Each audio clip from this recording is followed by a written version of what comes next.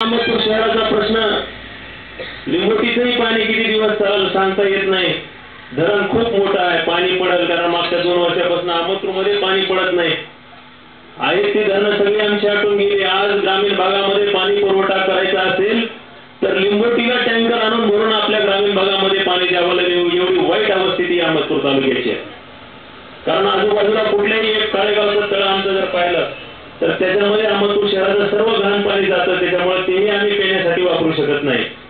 तेव्हा ग्रामीण भागामध्ये खूप मोठी पाणी टंचाई पुढच्या काळामध्ये निर्माण होणार आहे। या ठिकाणी जी शास्त्रज्ञ मंडळी आपलं मनोगत व्यक्त करत आहे, असाच कार्यक्रम गोजमे साहेब पुढच्या काळामध्ये शहरामध्ये देखील आपण घ्यावा आणि शहरातल्या लोकांना जी बडगेजीने सांगितलं आणि सगळे वक्ते सांगतायत त्या पद्धतीने आपल्या प्लॉट मधलं पाणी आपण शहरातच कसं जमा करू शकतो। कारण बोरची परिस्थिती मागच्या काळामध्ये चांगली होती, आमच्याकडे 200-250 फुटाला अगोदर पाणी लागायचं, पण सध्या 300 फूट गेलं तरी पाणी लागत नाही।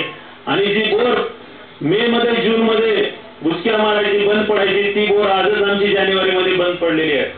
आणि आपण सांगितल्याप्रमाणे जर उपाय या शहरामध्ये झाले तर पाण्यात जमिनीतील पाणी देखील आम्ही बाहेर काढू शकतो।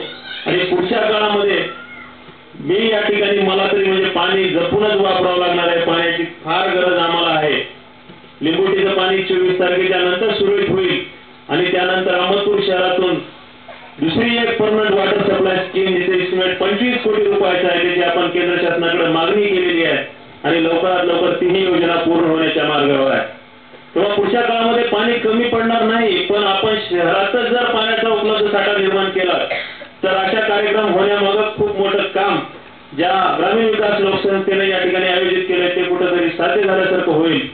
आम्हाला या ठिकाणी बोलवलं, आमचा सत्कार केला, त्याबद्दल माझं वाढत चाललेलं भाषण मी या ठिकाणी थांबवतो। हैदराबादचे रामावजी आलेले दुसरंही सत्र या ठिकाणी होणार आहे, बराच वेळपासून आपण थांबलेला आहात आणि या ठिकाणी आमचा सत्कार केला त्याबद्दल संस्थेचे या ठिकाणी आभार व्यक्त करतो।